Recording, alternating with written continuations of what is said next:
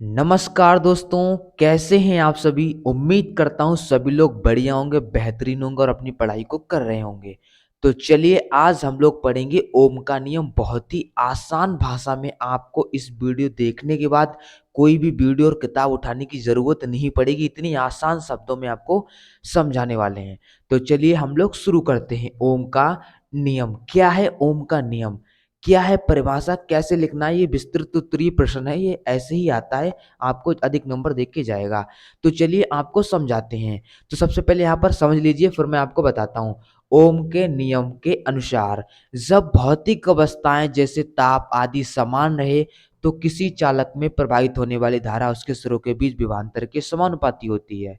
उसके बाद यदि किसी चालक के सिरों पर लगा विभवांतर V तथा उसमें बहने वाली धारा I, तो विभवांतर समानुपाती धारा के, तो V समानुपाती I, यानी V बराबर स्थिरांक इंटू I कांस्टेंट। ठीक है, इस स्थिरांक को चालक का प्रतिरोध कहते हैं। यदि प्रतिरोध को R हो तो V बराबर RI या R बराबर V अपॉन I। तो चलिए हम इसको बहुत ही आसान शब्दों में समझते हैं। यदि किसी चालक की भौतिक अवस्थाएं, किसी चालक की भौतिक अवस्थाएं क्या होती हैं, चलिए आपको विस्तार से बताते हैं। किसी चालक की भौतिक अवस्थाएं जैसे लंबाई, क्षेत्रफल, दाब, ठीक है, लंबाई, क्षेत्रफल, दाब आदि अपरिवर्तित रहें, मतलब ना बदलें।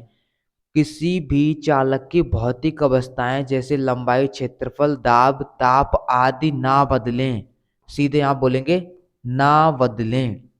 एक लाइन को याद रखो कि किसी चालक की भौतिक अवस्थाएं जैसे लंबाई, क्षेत्रफल, दाब, ताप ना बदलें या अपरिवर्तित रहें तो चालक में प्रवाहित होने वाली धारा, जिसको हम लोग बोलते हैं आई, चालक में प्रवाहित होने वाली धारा उनके सिरों के विभवांतर के समानुपाती होती है। विभवांतर V के समानुपाती होती है। एक बार फिर से समझिएगा, मजा आ जाएगा आपको कि किसी चालक की भौतिक अवस्थाएं जैसे लंबाई, क्षेत्रफल, दाब, ताप ना बदलें तो उनके बीच प्रवाहित होने वाली विद्युत धारा आई समानुपाती होती है विद्युत विभवांतर के। किसके होती है? विद्युत विभवांतर के। तो हम लोग क्या करते हैं, इस समानुपाती का इसको हटाते हैं तो यहाँ पर एक नियतांक आता है हमारा आर। आर हम जिसको बोलते हैं प्रतिरोध, आर को हम लोग क्या बोलते हैं? प्रतिरोध। तो यहाँ पर हमारा V बराबर हो जाता है R इंटू आई। V बराबर क्या हो जाता है? R इंटू आई, जहां पर हमारा R प्रतिरोध है, I विद्युत धारा है, B हमारा विभवांतर है। तो हम लोग बोलेंगे यह नियम बताता है कि किसी भी परिपथ में प्रतिरोध उसके सिरों के बीच विभवांतर वोल्ट तथा प्रवाहित धारा का अनुपात होता है। तो यदि हम विभवांतर तथा धारा में ग्राफ खींचे तो वह एक सरल रेखा आती है। इससे भी यह प्रदर्शित होता है कि विभवांतर धारा के समानुपाती होता है। जो विभवांतर होता है वो धारा के कैसे होता है? समानुपाती होता है, इस तरह से। तो हम लोग यहाँ पर देखते हैं तो R बराबर हमारा क्या निकल के आएगा, तो चलिए हम लोग निकालते हैं यहाँ पर। तो जैसे कि आपने देखा कि हमारा V बराबर निकल के आया है, V बराबर निकल के आया है आर आई। तो हम लोग क्या करेंगे, आर को जहां का तहां रखा रहने देंगे, आई को लेके जाएंगे तो हमारी V अपॉन आई हो जाएगी और बराबर आर हो जाएगा। तो ये हमारा जो है वो व्युत्क्रमानुपाती है। आर व्युत्क्रमानुपाती आई के है और आर समानुपाती V के है। तो हम लोग यहाँ से सीखते हैं कि प्रतिरोध का मात्रक ओम होता है, तो जो कि हमें चाहिए था। R बराबर हमको V अपॉन आई चाहिए था, ये हमारा फॉर्मूला बन गया प्रतिरोध का। तो प्रतिरोध का मात्रक ओम होता है, ऊपर विभवांतर का मात्रक ये रहा हमारा, और धारा का मात्रक आई रहा, ये विद्युत धारा का मात्रक एम्पियर। तो ये हमारा प्रतिरोध बन गया। तो प्रतिरोध का मात्रक आपको डायरेक्ट याद हो गया ओम। ओम क्या है? प्रतिरोध का मात्रक है।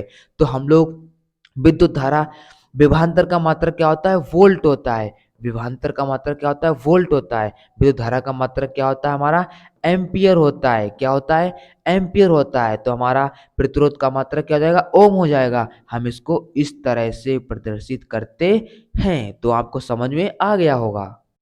तो गाइस यहाँ पर आपको समझ में आ गया कि प्रतिरोध का मात्रक ओम होता है। परिभाषा आपको याद रखनी है कि ओम के नियम के अनुसार जब भौतिक अवस्थाएं जैसे ताप, क्षेत्रफल, दाब आदि अपरिवर्तित रहे, समान रहे या ना बदले, तो किसी चालक में प्रवाहित होने वाली विद्युत धारा उसके सिरों के बीच विभवांतर के समानुपाती होती है, जैसे कि मैंने यहाँ पर आपके सामने लिख रखी है।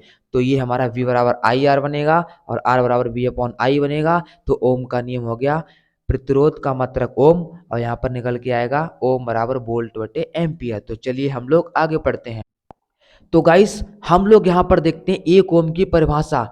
यदि किसी चालक के सिरों पर लगा विभवांतर 1 वोल्ट है, तो हमने बताया था आर बराबर वी अपॉन आई। तो किसी चालक पर लगा विभवांतर 1 वोल्ट है और विद्युत धारा भी 1 है, तो 1 से 1 काटेंगे तो हमारा प्रतिरोध कितना होगा? तो हमारा प्रतिरोध होगा 1 ओम। तो इस तरह से हम लोग इसको तैयार करते हैं। तो चलिए हम लोग आगे देखते हैं।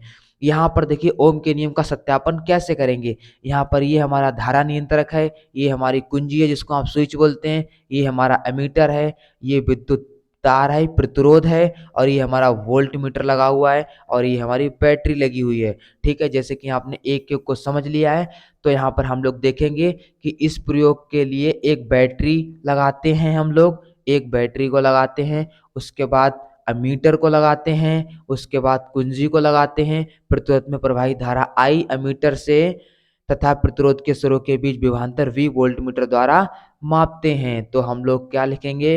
V बराबर आई आर, V बराबर हमारा आई आर। तो हम लोग देखते हैं ये हमारा विभवांतर है और ये हमारी वैद्युत धारा है। तो R बराबर क्या बताया था आपको? V upon I. तो ये हमारी एक सरल रेखा इस तरह से बनती है, क्योंकि ये हमेशा इसके व्युत्क्रमानुपाती है और ये इसके समानुपाती है।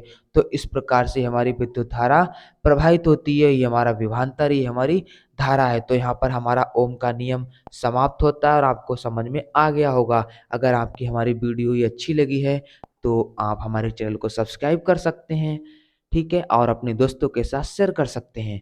तो हम लोग मिलते हैं नेक्स्ट वीडियो में। Thanks for watching.